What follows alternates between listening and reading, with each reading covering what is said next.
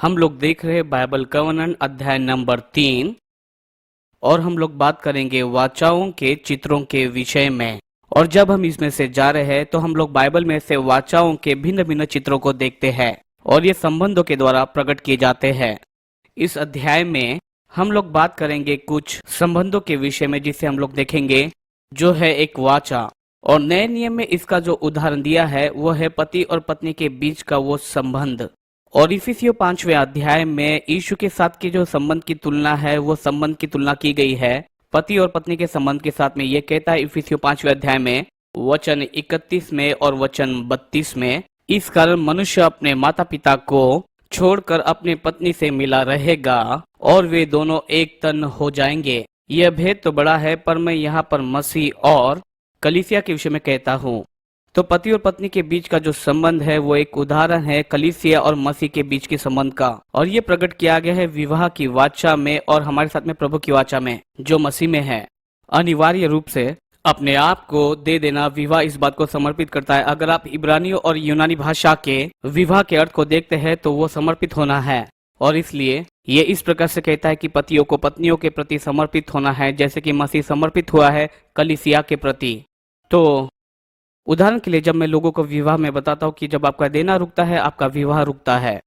तो जब तक आप देते रहते हैं और दूसरे व्यक्ति को देने की खोज में रहते हैं लंबे समय तक आपका विवाह बना रहेगा। परंतु अगर आप स्वार्थी या फिर आत्म केंद्रित है, हम में से बहुत सारे ऐसे ही जन्मे हैं और यही तो नंबर 1 की समस्या है विवाह के संबंधों में। इसलिए अगर आप पारंपरिक विवाह का अध्ययन करते हैं जिसमें वाचा के 7 ऐसे पहलू है जिसके विषय में हम लोग देख सकते हैं। उदाहरण के लिए एक परिवार है और उनमें नामों का हस्तांतरण किया गया है और इसलिए और फिर तो हम आते हैं उस परिवार से जो शैतान का था लेकिन अब परमेश्वर का है। कितने लोग खुश है कि आप परमेश्वर की एक संतान है। अब तुम शैतान की संतान नहीं रहे लेकिन तुम्हारा अब जन्म हुआ है परमेश्वर के परिवार में। और फिर पारंपरिक विवाह में एक जवान दुल्हन उस समय में पहनती है एक सफेद गाउन को जो बताती है धार्मिकता और शुद्धता के विषय में। और वैसे ही हमारा भी मसीह के साथ में जो संबंध है, हम परमेश्वर की धार्मिकता है मसीह के साथ। और उसके पश्चात होता है अंगूठियों का लेन देन। और अंगूठी बाइबल के समय में बताती है धन के विषय में और यह अधिकार के विषय में भी बताती है, दोनों के विषय में बताती है। तो हम कहते हैं कि इस अंगूठी के द्वारा मैं तुझसे विवाह करता हूँ और मेरी सारी भौतिक वस्तु के द्वारा मैं तुझसे विवाह करता हूँ पिता और उसके पुत्र यीशु मसीह के नाम से और पवित्र आत्मा के नाम से और इत्यादि इत्यादि। तो हमने उसके धन को हमारी गरीबी के लिए पाया है। और फिर सिर्फ इतना ही नहीं, जब आप विवाह के संबंध में आ जाते हो तो आप अधिकार को भी बांटते हो। मेरे पत्नी के पास में अधिकार है कि मेरे नाम का इस्तेमाल करे, मेरे पत्नी के पास में अधिकार है कि वो मेरी ओर से कार्य करे। हम एक ही है। बाइबल हमें बताती है कि हम लोग जोड़ दिए गए हैं ताकि हम दोनों एक तन हो जाए। और फिर वहाँ फिर से नामों का लेना या नामों का हस्तांतरण होता है और ये सब बातें हमें न्यायिक अधिकारों के विषय में हमें बताती है। और जब आप देखते हैं नाम को उदाहरण के लिए हमें यीशु मसीह का नाम दिया गया है, हमें अधिकार दिया गया है कि उसके नाम का हम इस्तेमाल कर सके। यीशु ने कहा कि जो कुछ भी तुम पिता से मेरे नाम से मांगोगे वो सब बातें तुम्हें वो देगा। इसलिए प्रभु का धन्यवाद हो। और जब आपने नया जन्म पाया और जब आपने यीशु पर विश्वास किया आपका जन्म अधिकार में हुआ और आपको दिया गया है वो सामर्थ्य कि आप यीशु मसीह के नाम का इस्तेमाल कर सके। और जब आप यीशु मसीह के नाम का इस्तेमाल करते हैं, ये ऐसा नहीं कि आप प्रार्थना कर रहे हो, ये माने यीशु स्वयं प्रार्थना कर रहे हैं आपके लिए। क्या यह अद्भुत नहीं? प्रभु की स्तुति। और फिर जब हम जाते हैं विवाह समारोह में, जब हम लोग पीछे जाते हैं साधारणतः वहां पर केक रखा होता है और फिर से ये भी एक वाचा का चिन्ह ही है, वो रोटी और वो लहू सही है। और ये इस बात को बताता है, प्रभु भोज दर्शाता है सामान्य संगठन के विषय। हमारे यीशु के साथ में एक सामान्य संगठन है, वो ये है कि यीशु मसीह ने किसी स्वर्गदूत का रूप धारण नहीं किया लेकिन उसने अब्राहम के बीच का रूप धारण करके वो मनुष्य बना। और फिर हमारे पास वो बिल्कुल हमारे जैसा ही है। सिर्फ इतना ही नहीं, उसमें कुछ जिम्मेदारियों को भी जोड़ दिया गया है। और सबसे अंतिम, जब आप विवाह में से निकलते हैं आप एक स्थान में चले जाते हैं। दरअसल इब्रानियों में अपने आप को विवाहित नहीं मानते हैं जब तक वे क्रियाशील विवाह में यानी शारीरिक क्रियाशील विवाह में से होकर न जाए। इसलिए परमेश्वर उसके विषय इतना ज्यादा ध्यान रखता है संभोग विवाह के संबंध में। ये इसलिए क्योंकि यह भी एक वाचा का एक चिन्ह ही है और इसका अर्थ होता है कि अपने आप को संपूर्ण रीति से एक दूसरे को सौंप देना है। यही एकमात्र पहलू है जो हम लोग नए नियम में देखते हैं। आज हम लोग 3 उदाहरणों को देखने वाले हैं पुराने नियम में से और और ये एक चित्र है जिसमें हम लोग वाचा को देखते हैं। मैं चाहता हूँ कि आप मेरे साथ निकालें रूत की किताब, और हम लोग देखेंगे रूत की किताब को, और हम लोग देखते हैं कि रूत की किताब में छुटकारा है वाचा का एक अधिकार।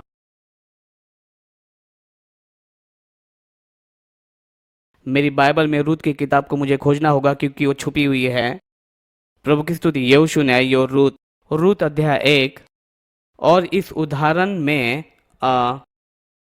नाओमी जो कि रूत की सास थी, वो चली गई थी अपने पति एलीमेलेक के साथ में उस परदेश में, क्योंकि यहूदा देश में अकाल पड़ चुका था और इसलिए अन्न की खोज में वो परदेश चले गए वगैरह वगैरह। और उनके पुत्र नओमी और एलीमेलेक के पुत्र विवाहित थे उस देश में से 2 स्त्रियों के साथ में, और फिर उन्होंने इस बात को शुभारंभ किया, भिन्न भिन्न प्रकार की बातों को जो प्रतिज्ञा के देश में हुई थी, इसलिए लौट गए। इस कहानी को हम देखें। यह कहता है रूत अध्याय 1 उसका पहला वचन, जिन दिनों में न्यायी लोग न्याय करते थे उन दिनों में देश में अकाल पड़ा था। तब यहूदा के बेतलम का एक पुरुष अपनी स्त्री और अपने दोनों पुत्रों को संग में लेकर मोआब देश में परदेसी होकर रहने के लिए चला।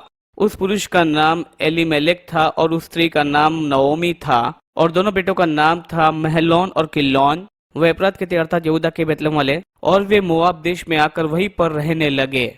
एलीमेलेक जो नओमी का पति था उसकी मृत्यु हुई, और उसके 2 पुत्र, और उन्होंने एक एक मोआबिन स्त्री से विवाह कर लिया। एक का नाम मोरपा और दूसरे का नाम रूत था।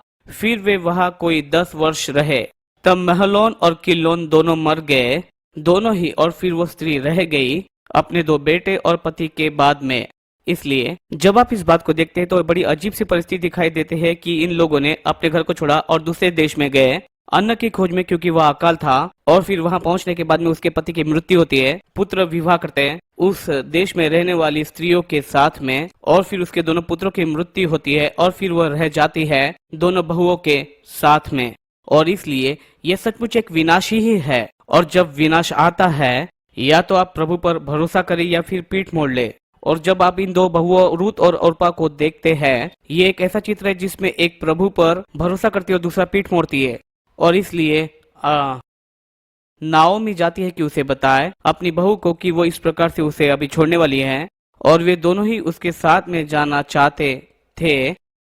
और इसलिए ये वचन 14 में लिखा है कि वे दोनों बड़ी आवाज में फिर से रोने लगी, और ओर्पा ने तो अपनी सास को चूमा, परंतु रूत उससे अलग न हुई। ये तो मानो ऐसा है जैसे कि बहुत सारे लोग आरंभ में अंगीकार को करते हैं, और यही लोग आरंभ में अंगीकार करते हैं कि यीशु के पीछे चलेंगे, और वे अंततः इस बात को नहीं कर पाते हैं, क्योंकि विश्वास बिना कर्म के मरा हुआ है, अकेला रहना बाइबल कहती है। परंतु रूत वहीं पर बनी रही, और उसने कहा, और यहाँ नओमी इस बात को बोल रही है वचन 15 में, देख तेरी जेठानी अपने लोगों और अपने देवता के पास में लौट गई है, तू भी अपनी जेठानी के पीछे पीछे चली जा।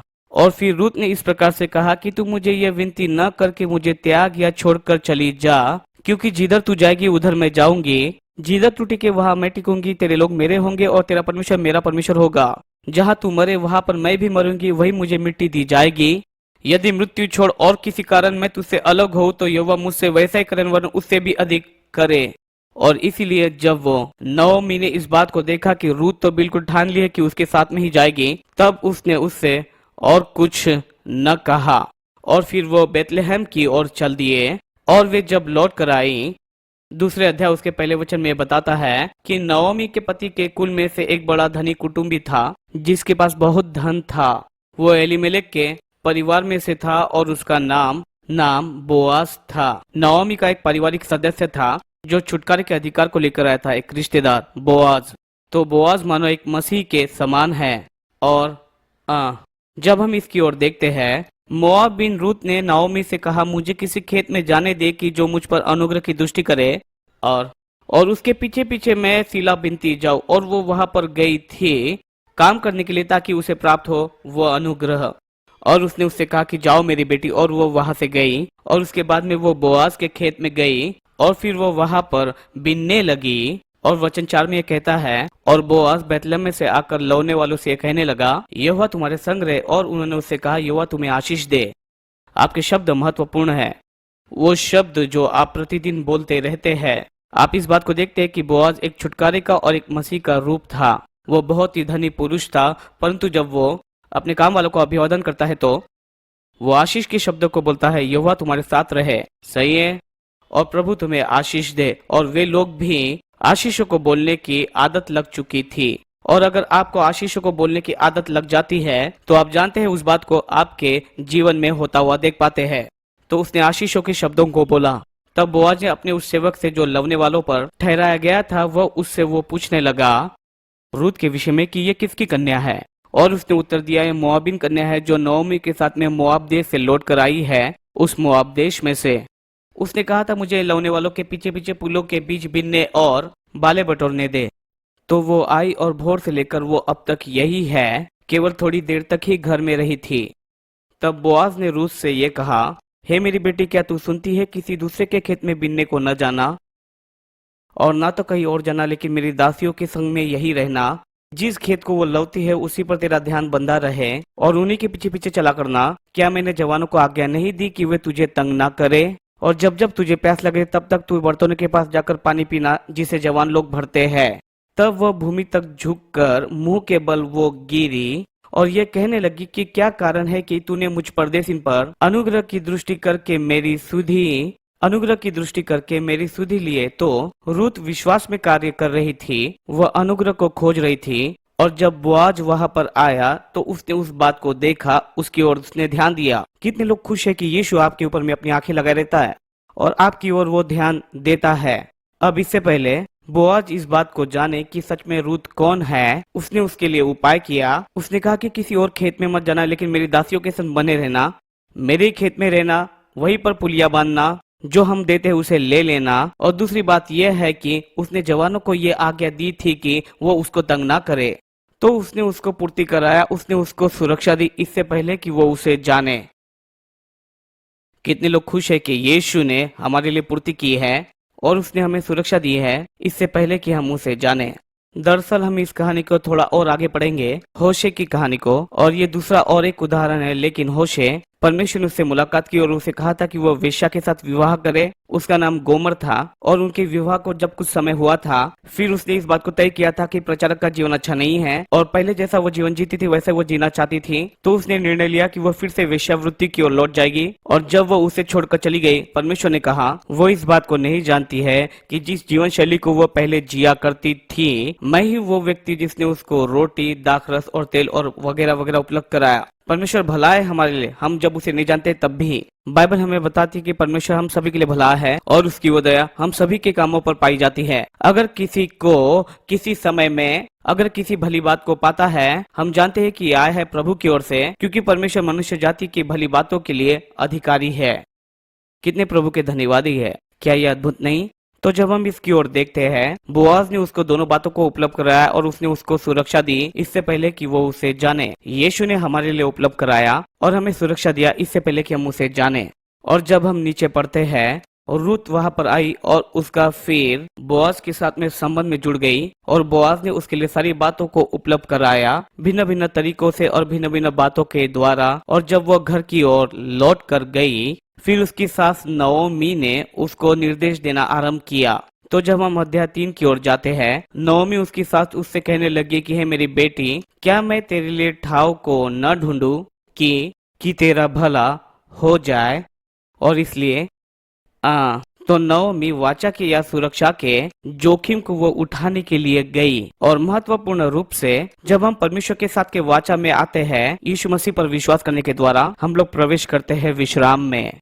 और जिस विश्राम में हम लोग प्रवेश करते हैं वो विश्वास का विश्राम है। आपको ये पता चलेगा कि यीशु ने पहले ही काम कर दिया है, पहले ही काम पूरा कर दिया है, पहले ही उस बात को पूरा किया है। प्रभु की स्तुति हो। और हमें सिर्फ इतना ही करना है कि अपने विश्वास को उस पर रखना है। तो नओमी वहां पर जाती है और इस बात को करना आरंभ करती है और निर्देशों को देना वो शुरू कर देती है रूत को कि कैसे वो अपने आप को वहां पर प्रस्तुत करे। और उसने उससे कहा कि जब फसल पूरी खत्म हो जाए तो मैं चाहती हूँ कि आज रात को तुम खलियान में जाओ। बोआज वहां पर होगा, अपनी फसल की सुरक्षा कर रहा होगा वगैरह वगैरह। वो वहां पर लेटा होगा, तू जाकर उसके पाँव को उघाड़ के लेट जाना। और फिर उसने वैसा ही किया। उसने अपनी सास के निर्देशों का पालन किया और उसके पाँवों के पास लेट गई।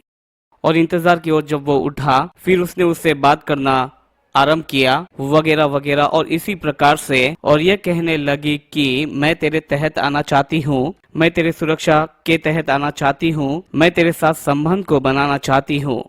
तो वो नौमी का पारिवारिक सदस्य था और उसके पास छुटकारे का अधिकार था, और इसलिए जब उसने इसे किया, ध्यान दे उसने उससे क्या कहा। वचन 10 में उसने उससे ये कहा कि हे बेटी, यहोवा की ओर से तुझ पर आशीष हो, क्योंकि तूने अपनी पिछली प्रीति पहली से अधिक दिखाई, क्योंकि तू क्या धनी क्या कंगाल किसी जवान के पीछे नहीं लगी, चाहे वो धनी या कंगाल हो। इसलिए अब है मेरी बेटी, मत डर, जो कुछ तू कहेगी मैं तुझसे करूंगा, क्योंकि मेरे नगर के सभी लोग इस बात को जानते हैं कि तू एक भली स्त्री है। और सच तो यह है कि मैं छुड़ाने वाला कुटुंबी हूँ, तो भी एक और है जिसे मुझसे पहले ही छुड़ाने का अधिकार है। दूसरे शब्दों में कहा जाए तो मुझे ये करने का पूरा अधिकार है, लेकिन कोई तो भी एक है जो कतार में मुझसे आगे खड़ा है। तो अगर वो कुटुंबी का फर्ज निभाता है तो इस बात को मुझे उसे करने देना होगा। अतः रात भर ठहरी रह, और यदि सवेरे वह तेरे लिए छुड़ाने वाले का काम करना चाहे तो अच्छा है, वही ऐसा करे, परंतु यदि तेरे लिए वह छुड़ाने वाले का काम करना न चाहे तो यहोवा के जीवन की शपथ, मैं ही उस काम को करूंगा।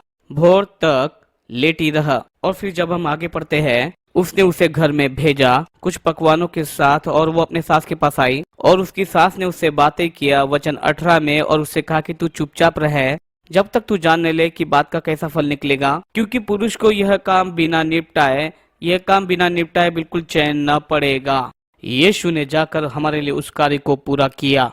अब कोई भी काम हमारे लिए नहीं बचा, ऐसी कोई भी बात नहीं बची कि हमारी क्षमा के लिए हमें कुछ देना होगा, या फिर हमारी चंगाई के लिए, या फिर आर्थिक जरूरतों को पूरा करने के लिए और संपन्न होने के लिए, या फिर शांति के लिए दें, या फिर छुटकारे के लिए, या ऐसी कोई भली बात जो हम प्रभु से पाते हैं। यीशु ने पहले से इस काम को कर दिया है, उसने इस बात को खत्म किया है, और हमें बस इतना करना है, विश्वास के द्वारा प्रवेश करना है उन कार्यों में जो उसने पहले से ही पूरा किया है। क्या ये बात समझ में आई? और वो उसे करने के लिए शहर पनाह की ओर गया, क्योंकि उन दिनों में व्यवसाय वहीं पर होता था। तब ये दूसरा छुड़ाने वाला जब आया तो उसने अपनी जूती उतारी वगैरह वगैरह, और उसने उसके परिवार के लोगों से पूछा, क्या तुम मुझसे उस खेत को मोल लेना चाहते हो? नओमी के क्या खरीदना चाहते हो, क्योंकि तुम कतार में पहले आते हो? उस पारिवारिक सदस्य ने कहा कि निश्चित तौर से मैं उसे खरीदना चाहता हूँ, मैं खरीदूंगा। उसने कहा कि अगर तुम खेत मोल लेते हो, उसने उससे कहा कि मैं तुम्हें बताना चाहता हूँ सिर्फ खेत ही नहीं, लेकिन तुम्हें स्त्री भी मिलेगी। और उसने कहा, हाँ ये तो दूसरी बात है, घर में जो पहले से एक है उसे ही मैं परेशान हूँ। अब मैं यहाँ पर ऐसी कुछ बातों को बोल रहा हूँ जो शायद आप समझ पाते हैं, परंतु उसने ये कहा, दूसरी बात तो ये है कि उसने कहा कि मैं इन सब बातों को छोड़ देता हूँ, मुझे और किसी एक खेत की या किसी और एक जिम्मेदार की अभी जरूरत नहीं है वगैरह वगैरह, और तुम ही जाकर इन सारी खेतों को तुम मोल ले लो। और इसलिए बोआज जितनी रुचि खेत में दिखा रहा था उतनी वो स्त्री में भी दिखा रहा था। ऐसे भी लोग हैं जो आपको लेना चाहते हैं, आपका इस्तेमाल करना चाहते हैं और आपके वरदान को लेना चाहते हैं, और वो अंततः आपको नहीं चाहते। इसी प्रकार से संसार कार्य करता है, वो आपको लेंगे और वो आपका अच्छी रीति से इस्तेमाल करेंगे, और जब आपसे काम निकल जाएगा वो आपको कहीं अकेला छोड़ देंगे ताकि मरे। दूसरे शब्दों में वो आपको मरने के लिए छोड़ देते, आपकी परवाह नहीं करते। परंतु यीशु, आप उसे क्या दे सकते हो, उससे ज्यादा वो आप में रुचि रखता है। अब इसका दूसरा पहलू ये है कि जब आप यीशु के पास में आते हैं और जब यीशु को पूर्ण रीति से समर्पित होते हैं, अंततः इस बात को आप जानते हैं कि अगर आपके पास में कुछ भला है वो प्रभु की ओर से है और वो आपको उन सारी बातों से पूर्ति कर रहा है। तो जब आप यीशु के साथ में संबंध में आते हैं और उसकी प्रभुता के तहत आप समर्पित हो जाते हैं, तो जो कुछ भी आपके पास में है उसका हो जाता है। यही पर तो आप आशीषों के सही स्थान को प्राप्त करते हैं, जब आप समझते हैं कि अंततः ये मेरा नहीं लेकिन ये उसका है, और जो कुछ भी उसने मुझे दिया है मैं उसका एक भंडारी हूँ। और जब हम उस समझ की स्थिति में आते हैं और वो प्रकाशन, यह कि जो कुछ भी मेरा है वह उसका है, मैं अपना नहीं रहा। पौलुस कहता है कि तुम अपने नहीं रहे, तुम्हें दाम देकर खरीदा है, इसलिए अपने शरीर और आत्मा में परमेश्वर की महिमा करते रहो जो तुम्हारा प्रभु है। तो जब हम इस बात को समझना शुरू करते हैं कि अब हम अपने आप के नहीं रहे, लेकिन हम तो भंडारी है जो प्रभु ने हमें दिया है उसके, और जो कुछ भी हमारा है वो सब प्रभु का ही है और हम उसके सेवक है, तो सब बातें बेहतर रीति से कार्य करती है आपके जीवन में जब हम इसे समझना शुरू करते हैं। जब मैं कोलोराडो स्प्रिंग में आया था तो मैंने निर्णय लिया था, और जो निर्णय मैंने 10 साल पहले कोलोराडो स्प्रिंग में आने से पहले लिया था, कि मैं कभी भी धन को मेरे निर्णय लेने के पहले कारण के रूप में बिल्कुल बनने नहीं दूंगा। मेरे जीवन का एक बड़ा निर्णय, लेकिन मैं यीशु को मेरे जीवन के निर्णय को लेने का मैं पहला कारण बनाऊंगा। और जब से मैंने इस बात के निर्णय को लिया, परमेश्वर ने मेरे जीवन पर पहले से भी ज्यादा भरोसा किया। जब मैंने जाना कि मैं तो उसका सेवक हूँ, ये तो उसका है। मैंने कुछ लोगों को देखा है, जब उन्हें कुछ धन मिलता है और कुछ आशीषें मिलती हैं, लेकिन वो कहते हैं मैं तो सिर्फ एक ही जगह पर बैठे रहूंगा क्योंकि मैं तो सिर्फ अपने आप की ही देखभाल करता हूँ। वे मानो यीशु के उस दृष्टांत के व्यक्ति के समान है। हमारे पास में बड़ी फसल है, इसलिए अपने खलियानों को हम लोग तोड़ देंगे और फिर बड़े बड़े खलियानों को बांधेंगे और बहुत सारे अन्न को रखेंगे और फिर हम लोग बैठ जाएंगे अपने कैन पर। सही है। और यहाँ पर प्रभु स्वामी क्या कहता है, मूर्ख। मैं कभी कभी ऐसे लोगों को देखता हूँ, कुछ लोग अच्छा काम करते हैं इसलिए वो लोग कहते हैं कि हमने अच्छा किया, इसलिए अब मैं आराम से बैठकर अभी कुछ नहीं करूंगा। क्यों नहीं तुम फलवंत होकर प्रभु की देह के लिए एक आशीष का कारण बनो और जो तुम्हें दिया गया उसका इस्तेमाल करो, ताकि तुम एक आशीष का कारण बनो, इसके बजाय कि सिर्फ एक जगह बैठे रहो। हालेलुया, आमीन। हम आशीषित हुए किस लिए? आशीष होने के लिए। हमारे पास में क्या है? हमारा समय, हमारी योग्यता, हमारे गुण, जो कुछ भी प्रभु ने हमें दिया है, अंततः ये हमारा नहीं है, ये प्रभु का है। प्रभु की स्तुति। तो बोआज ने रूत को खरीदा और यीशु ने हमें खरीदा। उसका तो हमारे साथ में संबंध रखने में सच में उसमें उसकी ज्यादा दिलचस्पी रहती है, इसके बजाय कि हम क्या देते हैं। लेकिन इसका दूसरा पहलू यह है कि हम उसकी संपत्ति है। हम सर्व सामर्थ्य परमेश्वर की संपत्ति है और जब हम इस बात को समझ जाते हैं, मैं ये मानता हूँ कि प्रभु हमें बहुतायत के स्थानों में लेकर जाता है। उसका धन्यवाद। तो फिर जब हम उसके आगे पढ़ते हैं कि बोआज उसने रूत को खरीद लिया। अब यहाँ 13वें वचन में ये लिखा है कि तब बोआज ने रूत से विवाह कर लिया और वह उसकी पत्नी हो गई, और जब वह उसके पास गया तब यहोवा की दया से उसको गर्भ रहा और उससे उसे एक बेटा उत्पन्न हुआ। तब स्त्रियों ने नाओमी से कहा, यहोवा धन्य है जिसने तुझे आज छुड़ाने वाले कुटुंब के बिना नहीं छोड़ा, और फिर इज़राइल में इसका बड़ा नाम होगा। और यह तो तेरे जी में जी ले आने वाला हो और तेरा बुढ़ापे में पालने वाला हो, क्योंकि तेरी बहू जो तुझसे बहुत ही ज्यादा प्रेम रखती है और 7 बेटों से भी तेरे लिए श्रेष्ठ है, उसी का ये बेटा है। फिर नाओमी उस बच्चे को अपनी गोद में रखकर उसकी धाय का काम करने लगी, और उसकी पड़ोसियों ने यह कहकर कि नाओमी के एक बेटा उत्पन्न हुआ है, और उन्होंने उस लड़के का नाम ओबेद रखा, ईशे का पिता और दाऊद का वही दादा हुआ। तो रूथ विश्वास के द्वारा और अनुग्रह की खोज में थी, जो बाद में राजा दाऊद की परदादी बन गई। दरअसल वहां पर सिर्फ 2 अन्य जातियां पाई जाती है जो यीशु के वंशावली में आती है, और ये दोनों ही स्त्रियां थी। उनमें से थी एक रूथ और दूसरी जो थी वो रेहाब। और आप में से कितने लोगों को पता है कि रेहाब का अच्छा भूतकाल नहीं था? परंतु परमेश्वर आपके भूतकाल के विषय में इतनी चिंता नहीं करता जितना वो आपके भविष्य के विषय करता है। और न ही वो इतनी चिंता करता है कि आप कहाँ से आएंगे, लेकिन चिंता करता है कि आप कहाँ जाएंगे। हालेलुया। तो जब हम इसकी ओर देखते हैं तो मैं यहाँ पर कुछ शब्दों को आपको दिखाना चाहता हूँ। वचन 15 में जैसा कि यहाँ पर लिखा है कि वो आपके जी में जी ले आएगा, और जो ये शब्द पुनर्स्थापना में जो इब्रानी में शब्द है वो है शब, और इसका अर्थ है जी में जी ले आना। पुनर्स्थापना करने का अर्थ है कि पीछे मुड़ जाए पुनर्स्थापना के लिए, कि लौटा कर लाए, कि उस बात को घुमा कर पीछे लेकर आए। आपके जीवन में परमेश्वर की उपस्थिति के लिए उसका एक उद्देश्य है। गलातियों 3:13 में बाइबल इसके विषय में कहती है कि मसीह ने हमें छुड़ाया है व्यवस्था की उस श्राप से। उसने उस श्राप को मोड़ दिया है, उसने पुनर्स्थापना किया है और आशीष को लेकर आया है। वो कहता है कि अब्राहम की आशीष वचन 14 में शायद अन्य जातियों पर आ जाए, ताकि वे लोग भी यीशु मसीह के द्वारा उस प्रतिज्ञा को पा सके, आत्मा से विश्वास के द्वारा, ताकि लौटा कर लाए। प्रभु का धन्यवाद।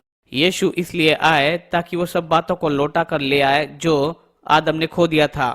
वो उसे लौटा कर लाने के लिए आया। वो हमारे जीवन से उस श्राप को निकाल कर ले जाने आया। तो ये कहता है ये मसीह के कार्य का एक झलक है, और प्रभु का हमारे जीवन में उस कार्य का भी। वह तो तुम्हारा छोड़ने वाला ही होगा। वह तो उस श्राप को मोड़ देगा और उसे पुनर्स्थापित करेगा, और जो शत्रुओं ने चुराया उसे वो लौटा कर लाएगा। वह तो उसे मोड़ देगा और वह तो उसे घुमा देगा उस श्राप को। और फिर उन लोगों ने सिर्फ इतना ही कुछ नहीं बोला था, लेकिन उन्होंने कहा कि वो जी में जी ले आएगा, और जी ले आने वाला। और इब्रानी में इसका शब्द है कूल। सब लोग कहे कूल। तो इसका अर्थ यह है कि बने रहना, और फिर पूर्ति, और फिर सहायता है। क्योंकि नओमी ने अपने पति को खो दिया था और उसके बाद दोनों बेटों को, और उसके पास ऐसा कोई भी नहीं था जो उसे बनाए रखे, कि उसकी सहायता करे और उसकी देखभाल करे उसके बुढ़ापे में। परंतु अब उसके पास में एक पोता है और उन्होंने कहा कि ये जी में जी ले आएगा, वह तुम्हें बनाए रखेगा, वो तुम्हें सहायता करेगा, वह तो तुम्हारे लिए एक आशीष बन जाएगा।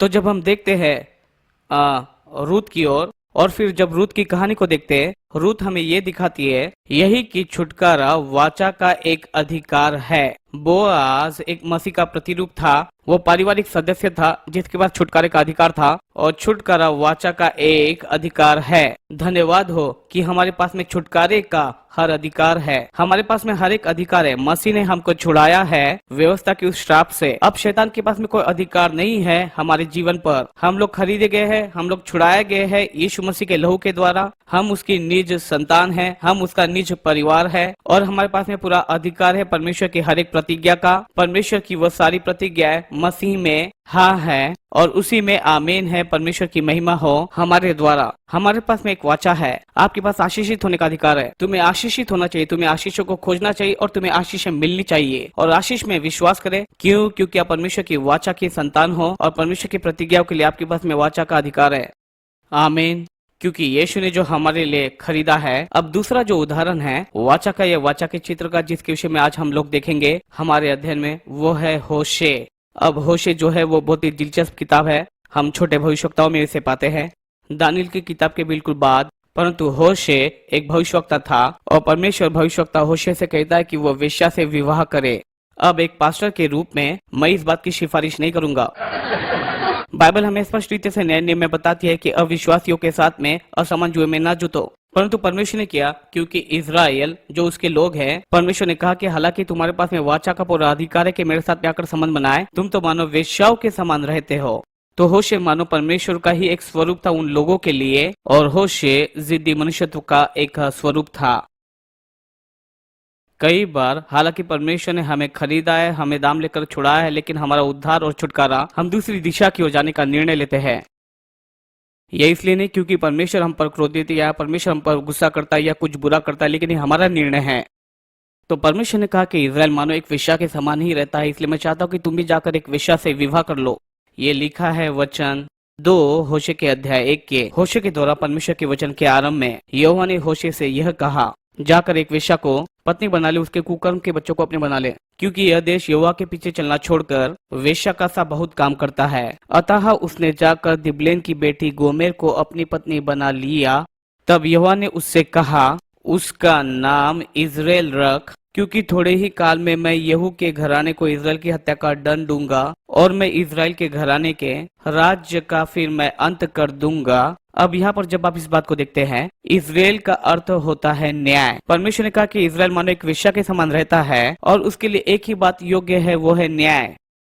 उनके नाम में बच्चे लेना, इसका अर्थ है कि हम इसके योग्य है। मैं प्रभु का धन्यवाद देता हूँ, मैं जिसके योग्य वो मुझे नहीं मिलता।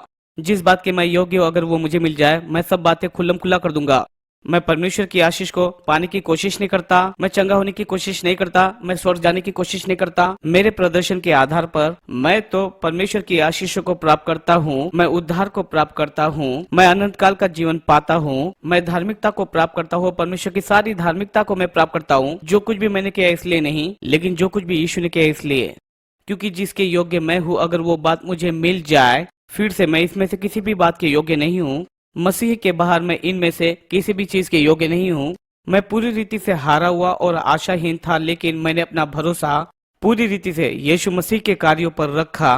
पूर्ण रीति से जो उसने किया, पूर्ण रीति से जो कुछ भी उसने पूर्ण किया अपने मृत्यु और पुनरुत्थान में। जब आप इस बात को देखना आरंभ करते हैं, वे लोग पहले उसे इजराइल कहते थे। परमेश्वर ने कहा इजराइल का न्याय होना ही चाहिए, इसलिए हम लोग पहले को कहेंगे इजराइल। और दूसरी जो उसकी बेटी थी, और ये वचन 6 में कहता है, वो फिर से गर्भवती हुई, उसने एक बेटी को जन्म दिया और परमेश्वर ने कहा और उसका नाम रखना लोरुहामा, क्योंकि अब मैं इजराइल के घराने पर कोई भी दया नहीं दिखाऊंगा, लेकिन सचमुच मैं उनको वहां से दूर ले जाऊंगा।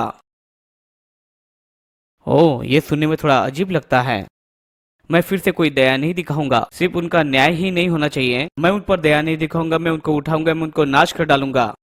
मैं उसे नाश करना चाहता हूँ। उस दिन मैं एक व्यक्ति के साथ मैं बात कर रहा था जो हमारी प्रॉपर्टी पर काम करने के लिए आया था, और जब मैं सुबह जा रहा था तो मैंने एक बात को वहां बोला। मैंने कहा परमेश्वर भला है और हर समय के लिए मेरे लिए भला है। हाँ, लेकिन मुझे नहीं लगता कि वो मेरे लिए भला है। मैंने कहा नहीं नहीं, वो तो हर समय भला है। उसने कहा कि मैं उसके विषय में नहीं जानता। और मैं दोपहर को लौट कर आया और मैं उससे मुलाकात करने के लिए गया और उसने कहा कि मुझे पुराना नियम पढ़ना अच्छा लगता है, लेकिन मैंने कहा कि पहले तुम्हें नया नियम पढ़ना चाहिए। लेकिन जब तुम वहां पर जाते हो तो वहां पर यीशु बहुत ही अच्छा, शांत स्वभाव का और अच्छा लगता है। लेकिन पुराने नियम में तो लोगों को परमेश्वर नाश करता था, उन्हें घबरा देता था, डराता था। मैंने कहा कि हाँ, आपको समझना होगा कि परमेश्वर क्या कर रहा था। परमेश्वर इन सारी बातों को मनुष्य जाति की भलाई के लिए ही कर रहा था, क्योंकि अगर परमेश्वर पाप को ऐसे छोड़ता फिर हम सभी को छुड़ाने के लिए कोई नहीं आ पाता। तो यह सचमुच परमेश्वर की क्रियाशील दया ही है कि परमेश्वर जीवन के वृक्ष को वहां से निकाल लिया जब आदम और हवा ने उस बगीचे में अपराध किया। एक क्रियाशील दया ही है, क्योंकि परमेश्वर नहीं चाहता था कि वो पतन की स्थिति में सदा के लिए जीवित रहे। और आपको तो उस बड़े चित्र को यहाँ पर देखना होगा जो इस चित्र में बताया गया है। थोड़ी देर के लिए हम लोग मिले और फिर जब हम लोग वहाँ पर मिलने के लिए आए तो मैंने उनको ये बताना आरंभ किया कि पुराने नियम में क्या हुआ था, और मैंने उनको बताना आरंभ किया कि कैसे मनुष्य अज्ञानता में गिर गया, भले और बुरे के ज्ञान का और खुद के ऊपर में नियंत्रण रखने की योग्यता, मनुष्य के परिवार में और मनुष्य की योग्यता में कि परमेश्वर को प्रसन्न करें। ये तो पुराने नियम में कहा गया। जब आप इस बात को पढ़ते हैं उत्पत्ति से मलाकी तक, ये कहता है कि मनुष्य का पतन हुआ है मसीह के बगैर, परमेश्वर के बगैर। और फिर नया नियम इसका उत्तर देता है और नया नियम कहता है कि यीशु उस बात को उसने किया है जो मनुष्य अपने आप के लिए नहीं कर सकता।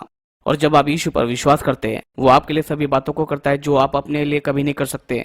पूरे साल भर इसके विषय में बोलने के लिए हमारे पास में समय है और इस बात को हम पूर्ण रीति से समझाएंगे। लेकिन जब मैंने उस बात को समझाया पुराने नियम से, और मैंने तो उसे जानते आदम से नूह तक, अब्राहम तक और मूसा तक, और इन सब बातों को मैंने उसे समझाया और उसकी तो मानो बत्ती जल गई थी। और उसने कहा मुझे लगता है कि मैं समझ गया, मैंने इस बात को पहले ऐसे कभी नहीं देखा।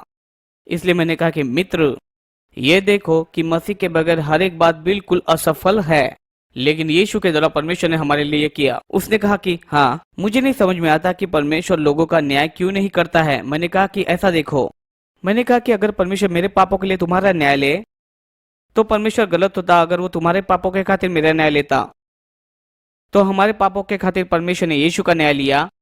यीशु ने कोई पाप नहीं किया था, लेकिन हमारे पापों के खातिर उस पर दंड आया। तो परमेश्वर यीशु के लिए गलत होता अगर वो हमारा न्याय करता। ये दोहरा फसाना होता। सही है, सिर्फ यीशु ने हमारे पापों के लिए दाम नहीं चुकाया, उसने बहुतायत से पापों के लिए चुकाया। और ये लाइट बल्ब शुरू होने के समान था। और उसने कहा ठीक है, मैं बाइबल तो पढ़ता हूँ, लेकिन मुझे कलीसिया में जाना पसंद नहीं है, मुझे देना पसंद नहीं, मुझे ये पसंद नहीं, मुझे वो पसंद नहीं। और अगली बार जब मैं मिला तो मैंने कहा कि तुम्हें मेरे कलीसिया में आना होगा। और मैंने कहा कि जब तुम मेरे कलीसिया में आओ तो एक बात को लेकर तुम्हें चोट ना लगे, वो है पैसे की बात। ठीक है, क्योंकि मैं पैसे के विषय में बात करूंगा।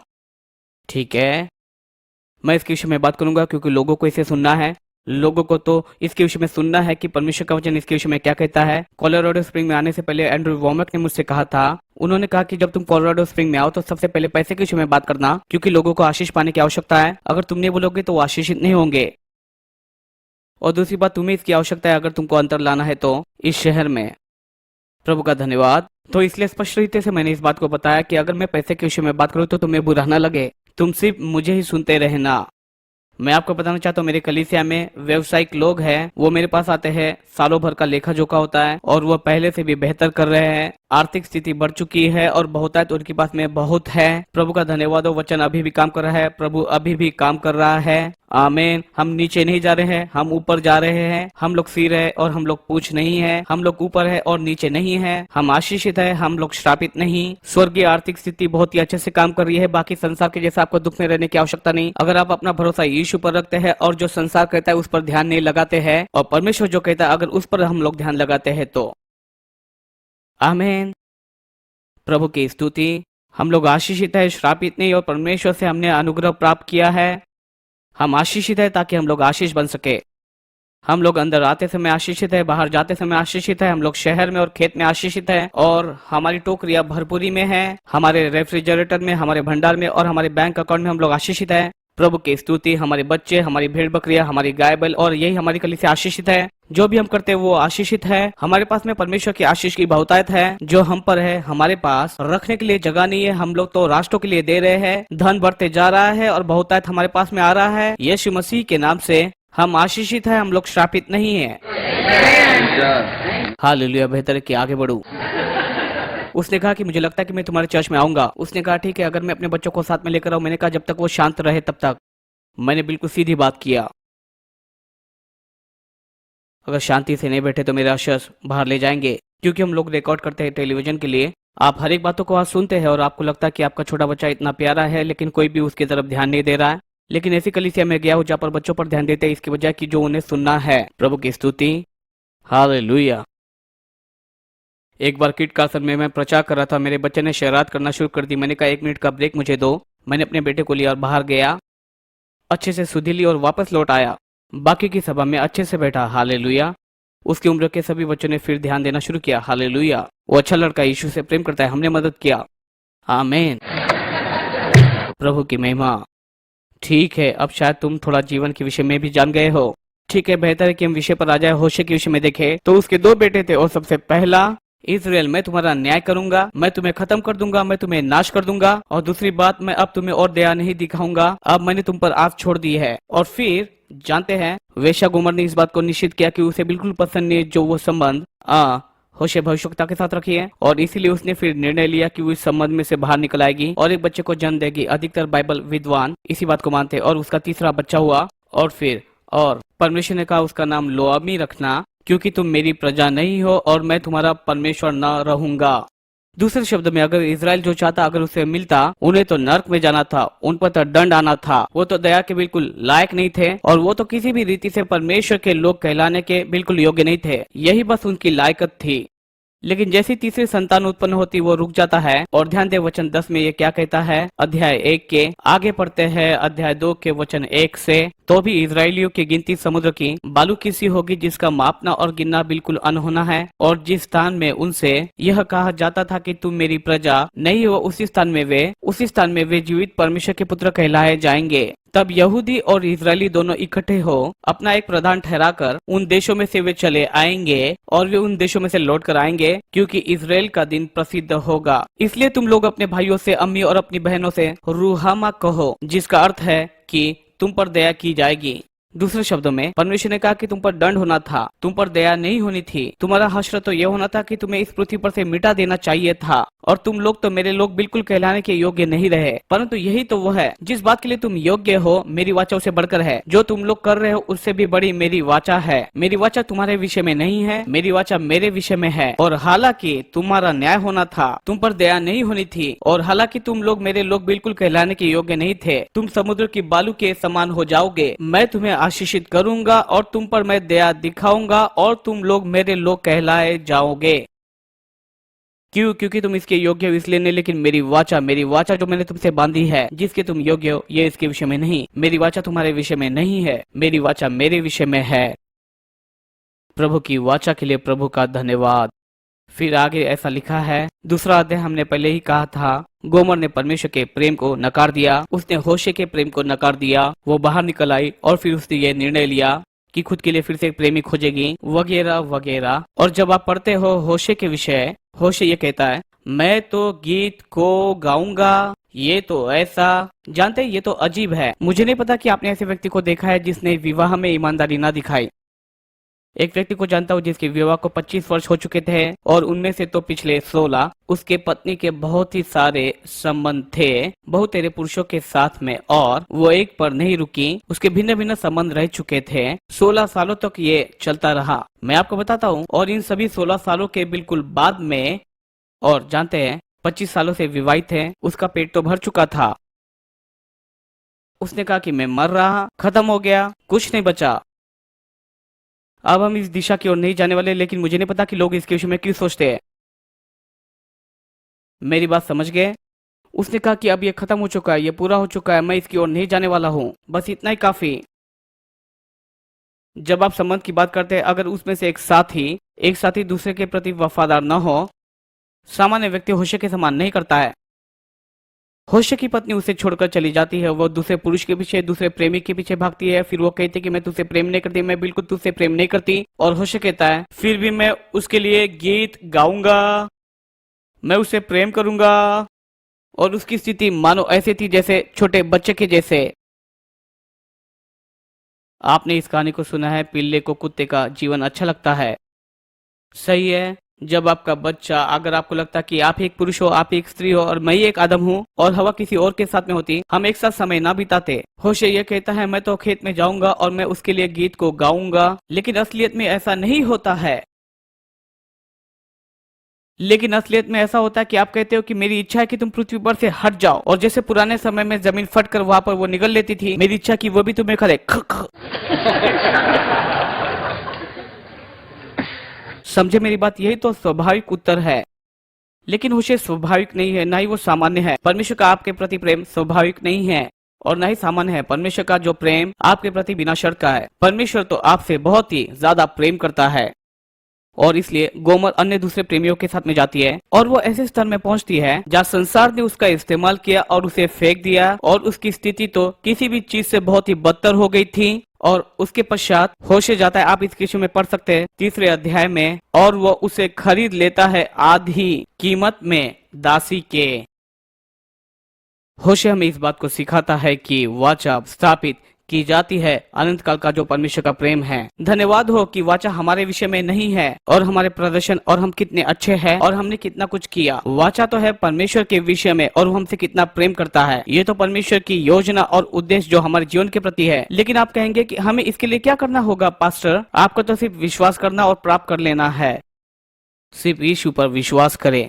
नए नियम में एक दृष्टांत है एक व्यक्ति के विषय में जो मजदूरों को भेजता है मजदूरी के लिए, और वह एक व्यक्ति को सुबह 8 बजे से एक दमड़ी पर रखता है और दोपहर में एक दमड़ी पर एक व्यक्ति को रखता है और शाम के 3 बजे वो एक व्यक्ति के साथ में सहमत होता है एक दमड़ी के लिए जो दिन की रोजी थी। और फिर दिन के अंत में वो उस व्यक्ति को बुलाता है जो आखिर में आया और वो उसको दमड़ी देता है। और फिर वो अगले व्यक्ति को बुलाता है जो दोपहर में आया था, उसे वो एक दमड़ी देता है। और फिर वो उस व्यक्ति को बुलाता है जो कि सबसे पहले आया था और उसे एक दमड़ी देता है। फिर ये लोग कहते हैं कि ये तो बिल्कुल ठीक नहीं, उन सभी ने बिल्कुल एक सी मजदूरी पाई। क्या इसी बात पर तुम सहमत नहीं हुए थे? हम सभी ने एक सा प्रतिफल पाया है। हम सभी एक ही स्वर्ग में जाएंगे। स्वर्ग में कोई बड़ा या छोटा इनाम नहीं होगा। ये अलग बात है कि हमको भिन्न भिन्न मुकुट मिलेंगे और उनको हम लोग यीशु के कदमों पर रखेंगे। ये सारी बातें हम उसको ही दे देंगे। फिर भी क्या ये सत्य नहीं? लेकिन प्रभु की स्तुति, वो क्या कहता है कि ये अनुग्रह के विषय है। प्रभु ने कार्य किया, उसने उसे खत्म किया, हमने यीशु पर विश्वास किया और हमने लाभ को प्राप्त किया। ये नहीं कि हमने क्या किया। ये उसके विषय में और एक चित्र को हम देखेंगे वाचा की, जिसके विषय में हम लोग बात करेंगे, और वो है दाऊद और योनातन और मपीबोशेत के। जब आप अध्ययन करते हैं पुराने नियम में और पूरी कहानी को पढ़ते हैं, मेरे पास में समय नहीं सारी वचनों को पढ़ने का, लेकिन आप पाएंगे कि दाऊद और योनातन एक दूसरे से प्रेम किया करते थे एक प्राण के समान। और पहला शमूएल अध्याय 18 में पहले कुछ वचनों में योनातन ने सब बातों को निकाल दिया। जो कुछ भी हथियार या बाकी सारी बातें थी, वो मसीह का एक स्वरूप था जिसने उतार दिया था उस महिमा को, और फिर उसने उसे दाऊद को दे दिया। दाऊद एक मनुष्य का स्वरूप था।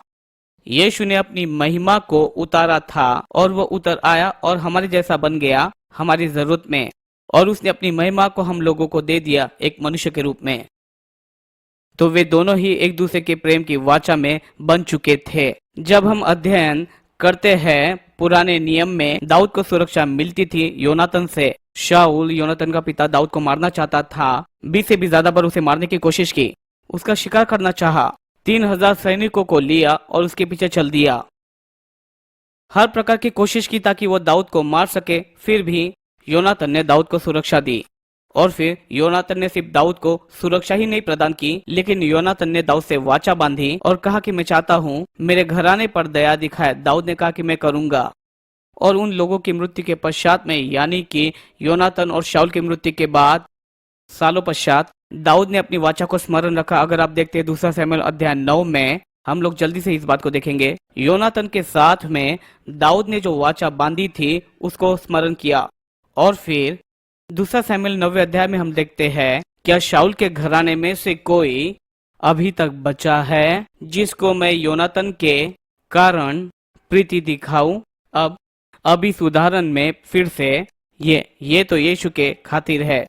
यीशु के खातिर योनातन मसीह का स्वरूप था, परंतु दाऊद वह परमेश्वर का स्वरूप बन गया परमेश्वर के प्रेम प्रकट करने में शाऊल के घराने पर। इसलिए वो इस प्रश्न को यहाँ पर पूछता है अध्याय 9 के पहले वचन में, तो उन्होंने कहा हाँ।